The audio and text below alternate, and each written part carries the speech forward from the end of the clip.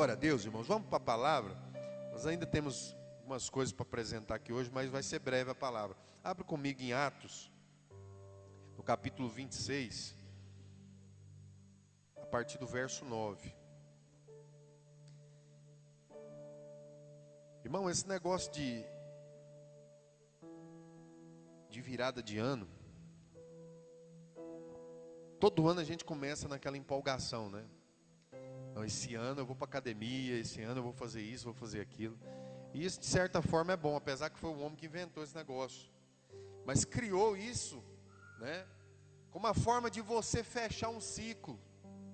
Talvez você passou um período tão difícil na sua vida no ano de 2022, e isso vem para quebrar aquele ciclo, né, trazendo ali uma nova esperança, uma nova perspectiva para esse próximo ano. E isso é tremendo. E a gente pode usar isso ao nosso favor. Sabe, hoje, irmão, hoje é o primeiro dia do ano, hoje você pode decidir. Você pode fazer algo diferente daquilo que você tem feito, com mais compromisso, com mais dedicação. Sabe, esse ano você pode talvez começar, né, talvez você estava até distante de Deus, você pode começar mais perto de Deus. Tudo isso define, né, muitas coisas, poderão definir muitas coisas na sua vida.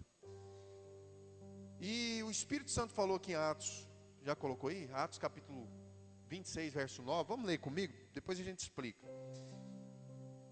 É o apóstolo Paulo falando assim, ó: eu também estava convencido, eu tinha certeza, em algumas traduções, de que deveria fazer todo o possível para me opor ao nome de Jesus o Nazareno. Primeira coisa aqui desse texto, irmão. O apóstolo Paulo,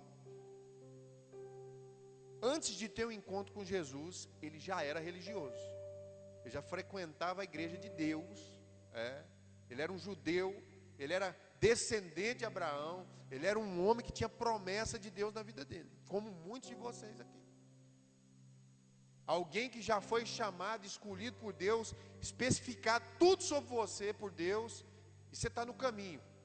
O apóstolo Paulo estava no caminho, conhecia a palavra, ele estava, só que dentro dele, o que o texto está dizendo aqui? Ele estava convencido, ele tinha certeza que tinha que perseguir Jesus. Ele achava que estava certo quando ele perseguia a igreja do Senhor. E ele começa a contar isso, ele fala: e foi exatamente isso que fiz em Jerusalém. Com a autorização do chefe dos sacerdotes, lancei muitos santos na prisão. E quando eles eram condenados à morte, olha o que ele fazia: eu dava o meu voto contra eles. Quantas pessoas morreram porque o apóstolo Paulo foi lá e falou assim: não, pode matar. Assassino. Muitas vezes ele ia de sinagoga para outra a fim de castigá-los e de tentar forçá-los a blasfemar contra Jesus. E ele pensando que estava fazendo um bem para Deus. É ou não é? Em minha fúria contra eles, cheguei a ir até cidades estrangeiras para persegui-lo, irmão. Irmão, ele mesmo financiava a perseguição. Ele tinha prazer e achava que estava o quê? Certo. Fala assim, o apóstolo Paulo tinha certeza. Irmão, ele tinha convicção, o negócio é esse. Ele tinha certeza e convicção que estava certo.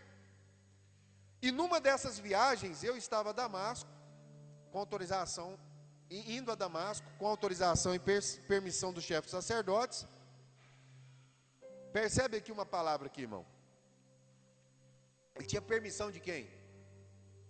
Diga, dos líderes religiosos. Ele estava debaixo de autoridade espiritual e pensava que estava certo.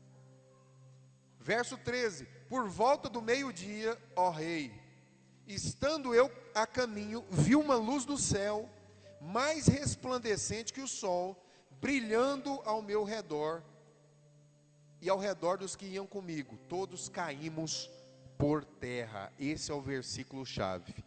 Todos caímos por terra. E então ouvi uma voz que me dizia em aramaico: Saulo, Saulo, por que você me persegue? Resistir ao aguilhão só lhe trará dor. Diga assim: resistir é o melhor para Deus, irmão. Resistir, bem alto, resistir ao aguilhão só lhe trará dor.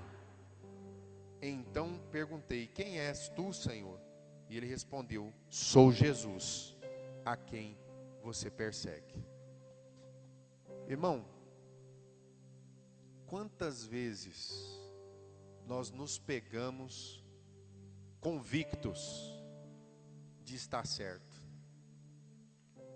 e depois de um tempo a gente descobre que a gente estava errado? Quem aqui já teve a experiência de ter convicção que estava certo, e depois descobriu que estava errado, teve que pedir perdão? Quem aqui já fez isso? Só um pouquinho de gente, né? A maioria estava certo. A gente tem dificuldade de admitir que a gente está errado. Mas é muito difícil, porque nós somos orgulhosos demais. E a primeira coisa que precisa ser quebrada na nossa vida, irmão, para a gente prosperar em todas as áreas espirituais, financeiras, sabe, no casamento, qualquer relacionamento, qualquer grupo de pessoas que você participe, uma pessoa prepotente, arrogante, orgulhosa, sabe, ela pode até ser talentosa, ela pode até ter alguns conhecimentos específicos, ela pode até ser virtuosa em muitas coisas na vida dela.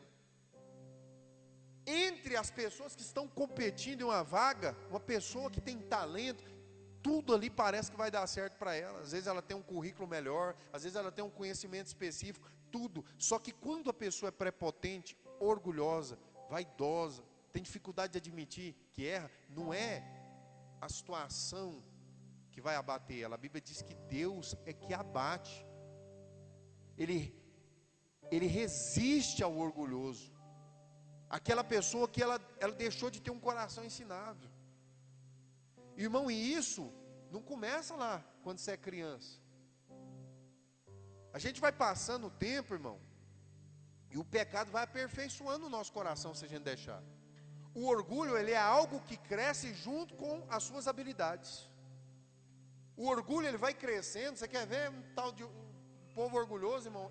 É tal de músico. Músico é um danado para ficar vaidoso, orgulhoso. Às vezes o cara é bom de bola, né, Eric? O cara é bom de bola, você não vê, o cara é humildade. O cara aprendeu a fazer 3 notas, ele já acha que está em cima do... Pode observar. Tem muitas áreas que tornam as pessoas vaidosas, orgulhosas, né? Tem outras áreas também, eu estou falando aqui porque eu me lembrei de Lúcifer. Porque Lúcifer, ele cuidava da adoração. Mas ele se tornou vaidoso demais, orgulhoso demais. E eu percebo, às vezes, dentro da igreja, o diabo ele ataca muito o ministério do louvor, na vaidade, no orgulho, né? Eu sou músico, eu sei o que é isso, mas é uma luta, né? Que a gente quer, né? Tem a tendência de querer estar certo, de querer mostrar alguma coisa, o talento e tal, e acaba que o diabo ele aproveita disso. Então, se você é músico, você tenha sempre o coração na humildade, né? Para a gente ouvir, não é só as pessoas, mas Deus, irmão. Tem tantas áreas da nossa vida que nós precisamos aprender sobre humildade para que Deus nos dê um favor. E eu tenho falado tanto sobre orgulho, irmãos, porque é onde mais pega dentro do relacionamento, por exemplo, dentro de casa. Admitir que está errado é uma coisa difícil demais, irmão. Mas é melhor admitir, é melhor você dar o braço a torcer, porque Deus ele quer abençoar a minha vida e a sua vida. E se a gente não se colocar numa posição de humildade, a gente vai se pegar, vez ou outra, lutando contra Deus. Você pode ter toda a convicção, você pode estar achando que está certo às vezes, e pode até que você esteja certo mesmo, mas o que vai definir se Deus é contigo ou não, não é a sua razão, é aí que está o negócio. Você pode ter razão, fala para a pessoa que está perto de você, você pode até estar com a razão, só que Deus ele não está olhando para a sua razão, Ele está olhando para o teu coração. Até que ponto ter razão, olha para mim, até que ponto estar com a razão é relevante ao ponto dessa razão sua trazer bênção a essa situação, ser bênção naquele lugar. Porque que talvez a sua razão, você está com a razão, está sendo uma coisa para o seu próprio orgulho, para a sua própria prepotência, para a sua própria vaidade. Às vezes você tem razão, mas a forma como você se posiciona, de orgulho, sabe? em vez de ajudar a resolver a situação, você torna aquilo uma coisa muito pior. O apóstolo Paulo, irmão, ele queria fazer algo de bom para Deus. Quando começou a perseguição aos cristãos, ele falou, não, os cristãos, ele aprendeu isso. Ele achava que estava certo, ele tinha o melhor professor da época. Ele foi criado aos pés de Gamaliel. Ele tinha o melhor exegeta da palavra junto com ele, estava dando tudo ali de mão beijada, e ele pegando todo aquele conhecimento e começou a perseguir Jesus. Ele começou a perseguir aquilo que falava nas escrituras, que ele achava que estava certo. Irmão, resistir no erro é uma burrice, não é verdade? Resistir ao erro é uma burrice, mas e quando você acha que você está certo? Resistir ao erro é uma burrice, mas e você resistir convencido que está certo? E é aqui que o Espírito Santo precisa entrar no seu coração. Porque se eu falar para você aqui, irmão, se você está pecando, se você está vivendo uma vida de pecado, uma vida no erro, se você sabe que está errado, você já sabe. E resistir a esse erro, você também já sabe, é uma grande burrice na sua vida. Porque todo aquele que resiste, está vendo o erro, e está persistindo no erro, ele já sabe, ele está vendo que vai dar errado. Mas eu não quero falar sobre isso, eu quero falar sobre as pessoas, que muitas vezes têm convicção de estar certo. E é aqui que é o grande perigo, é aqui que é o grande desastre, é aqui que entra um atraso na sua vida terrível, porque a gente só vai persistir achando que está certo, se você não está dando ouvido ao Espírito Santo de Deus, porque Ele convence do pecado, do juízo e da justiça. Irmão, você não pode estar fora de cogitação, a pessoa está dentro do reino de Deus, dentro da igreja, e não ter a revelação do Espírito Santo. O que faz uma pessoa não estar tendo os olhos abertos para algo escancarado diante dele, como o apóstolo Paulo? Irmão, ele estava perseguindo Jesus, o nosso Deus, mas para ele estava certo, ele tinha convicção. Por quê? Porque os olhos dele estavam cegos, e isso é revelado quando Jesus aparece diante dele. A Bíblia diz que imediatamente ele fica cego. Às vezes a cegueira é tão grande espiritual, irmão, que a gente tem convicção, a gente tem razão, a gente está certo mesmo, e é assim que tem que ser, porque eu sei, porque eu já... Deus falou para ele assim, ó, se você resistir ao aguilhão, só te trará dor. Irmãos, para que esse ano seja uma bênção na sua vida, cuidado para você não estar lutando contra Deus. Em que sentido, pastor? Em vários sentidos.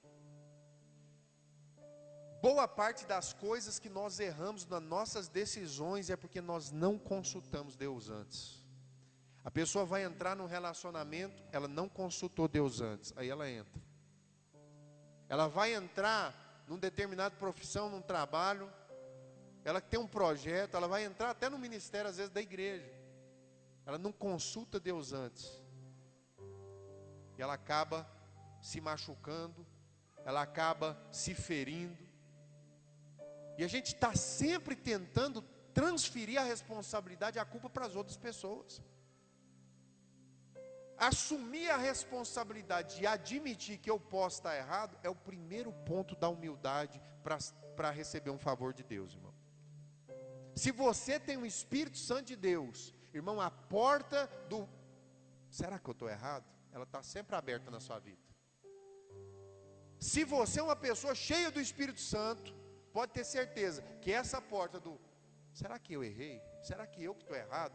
Ela vai estar aberta. Uma pessoa que está sem a presença, sem sensibilidade do Espírito Santo, ela sempre está com a razão, ela não avalia antes, ela não medita sobre aquilo antes, ela fala de qualquer jeito, ela toma decisão precipitada. Por quê? Porque o coração dela é vaidoso e orgulhoso, já tem resistência de ser corrigido, por exemplo. Irmão, a coisa mais tremenda, e olhando para a Bíblia, é você ver homens que erraram gravemente, sendo humildes diante de Deus, e Deus abençoando. Quem consegue entender o que eu estou pregando aqui? Irmão, você pode ser muito falho, mas se você tiver humildade, Deus sempre vai colocar você num lugar de honra. Ele vai curar você, Ele vai trabalhar na sua vida. Irmão, e qualquer pessoa que quer ter sucesso em qualquer área da vida, a primeira coisa que ele tem que ser ensinável. Tem que ser uma pessoa disposta, acessível a entender, a admitir, a aceitar o erro. Como que um casamento vai dar certo? Como que um relacionamento vai dar certo? Como que você e seu filho vai lidar bem? Como você e seu patrão vai lidar bem? Uma autoridade que está sobre você, se você não reconhece, se você não está disposto a ouvir, se você não está disposto a se submeter a alguma situação, e é aí que entra o grande segredo, irmão. Davi foi um homem extremamente submisso. E ele abriu o coração para Deus curar e tratar as falhas dele. Moisés submisso, mas o apóstolo Paulo tinha razão. Ele tinha um coração cheio de razão, e Deus falou. E quando Jesus teve um encontro com ele, deu as claras: olha, se você resistir à minha vontade, só vai te trazer dor. Vira para a pessoa que está do seu lado assim e fala assim: minha irmã, meu irmão, resistir a Deus é terrível. Irmão, a gente sabe o que é certo. A gente sabe. Você sabe o que Deus já falou para você fazer, e é para você colocar em prática agora, esse ano, no nome de Jesus. Mas não resista a Deus, irmão. Mude, transforme sua forma de pensar. Para de resistir. Para de querer estar certo. Para de querer tomar essa posição de orgulho na sua vida. Renuncia a isso em nome de Jesus. Busque a humildade do Senhor. Sabe, se é alguma coisa que você precisa abandonar, é um pecado, é alguma coisa, abandone esse ano em nome de Jesus. Faça diferente para que Deus produza através da sua vida. Irmã, sabe o que acontece? O apóstolo Paulo queria fazer o bem. Irmão, está cheio de gente com boas intenções no inferno. É ou não é? Tem até um ditado assim, tem? Que está cheio de gente cheia de boa intenção e vai ser julgado por Deus e vai ser condenado. Talvez a sua intenção é boa, semelhante à do apóstolo Paulo. Eu tenho uma boa intenção. Quem quer aqui ganhar almas para Jesus ainda, irmão? Muitas almas para Jesus. Você quer? Você quer fazer o melhor louvor, melhor adoração, quer ser um melhor servo de Deus na sua vida? Sim ou não? Mas se você tentar fazer isso de forma errada, Deus não é com você. Deus vai ser com você com o coração disposto a ter humildade. A palavra de Deus diz, por exemplo, que aquele que ama o mundo, e o que está no mundo, o amor do Pai não está nele. Irmão, quanto mais você ama o mundo, mais encantado pelo mundo você é, e menos de Deus você tem. Quanto mais você ama o mundo, mais encantado você está por ele, e menos você vai conseguir fazer pelo mundo. Mas quanto mais você ama a Deus, e mais encantado você está por Deus, mais você vai conseguir fazer pelo mundo. Você consegue entender o que eu disse? As pessoas estão tão encantadas com o mundo hoje, que muitas vezes estão convictas, que elas estão com Deus. Tem nada a ver. Irmão, nós estamos precisando entender o que é prosperar, o que é enriquecer. Nós precisamos entender a diferença daquele que ama o mundo e daquele que ama a Deus e ama o mundo com o amor que Deus amou o mundo. A palavra de Deus diz que Deus amou o mundo de uma tal maneira, e lá em João está falando que não deve amar o mundo. Você não deve amar o mundo, irmão, com os prazeres e as satisfações desse mundo que entristecem a Deus. O nosso coração, irmão, ele precisa estar em Deus primeiro, para depois você querer alcançar alguma coisa, para depois você querer ganhar almas, para depois você querer fazer alguma coisa. Primeiro o meu coração tem que estar completamente tratado, ou pelo menos em tratamento diante de Deus, com coração humilde, tranquilo, obediente, para que Deus comece a operar através da minha vida. Senão muitas coisas que você vai até conseguir para Deus, você não vai receber nenhuma recompensa sobre isso, porque não foi Deus que fez através de sua vida, foi você mesmo. Irmão, tem muita gente trabalhando para Deus sem Deus. Porque Deus não é um Deus que quebra princípio. Deus é um Deus de princípios, irmãos. Trabalhar para Deus sem Deus é muito fácil. Só que a diferença é que no fim você vai ser envergonhado. Irmão, não existe atalho para conquistar aquilo que Deus colocou para você conquistar na sua vida. Todo atalho que você tomar, você vai atrasar a sua vida e a dor virá, porque você está resistindo ao aguilhão. Eu vou dar um exemplo para você, Jacó. Jacó era ou não era já o filho amado de Deus?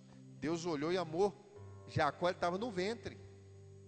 Mas ele sabia disso. A mãe dele falava para ele: meu filho, Deus te amou no ventre.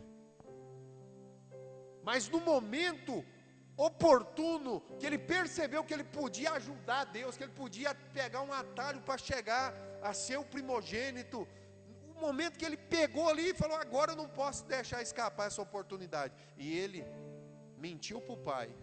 E ele começou a quebrar o princípio de autoridade. Ele começou a contornar princípios de obediência. E começou a tentar alcançar o que era promessa para a vida dele de outra forma. O que aconteceu?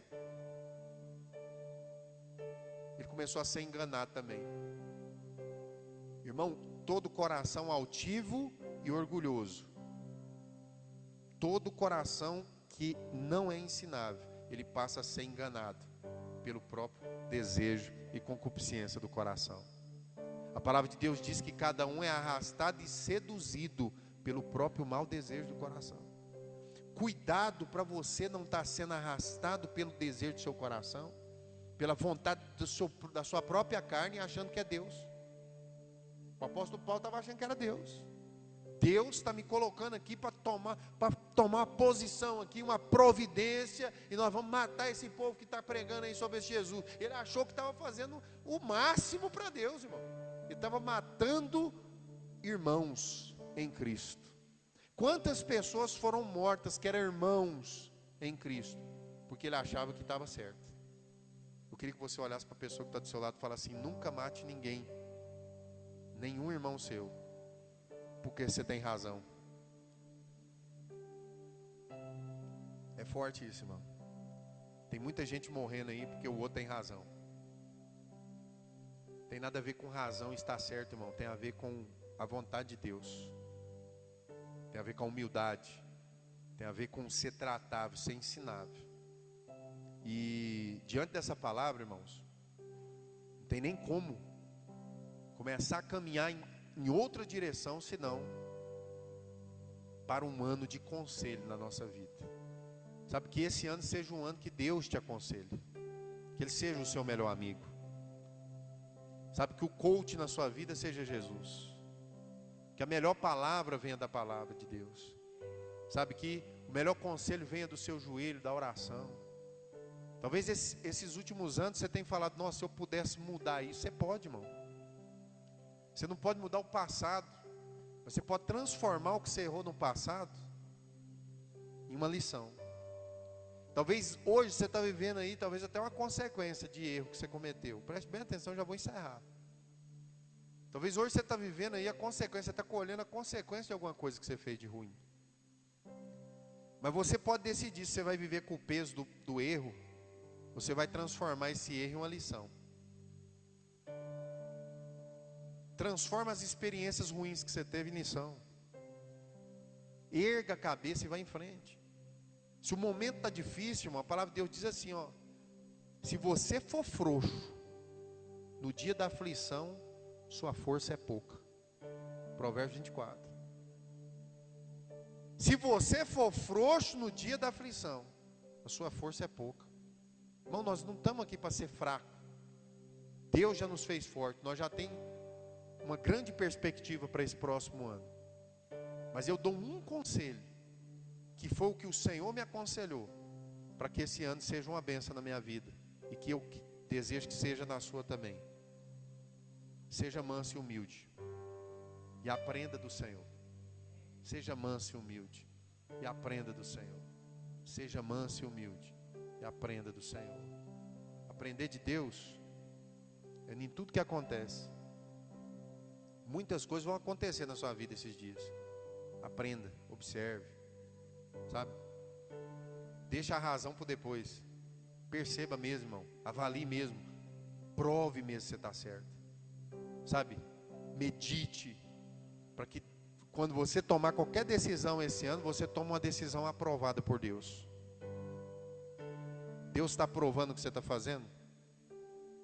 Deus está aprovando a sua posição hoje diante dEle? Como que você está, irmão? Não importa o que você teve, como que você está hoje? Você pode mudar isso.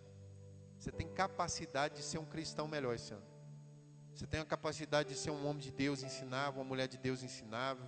Você tem capacidade de tirar essa rebeldia do seu coração diante de Deus. Você tem capacidade de se moldar, não ao padrão desse mundo, mas ao padrão do Evangelho. Esse ano você pode fazer acontecer tudo aquilo que não aconteceu lá atrás. O apóstolo Paulo atrasou tudo na vida dele por causa da desobediência.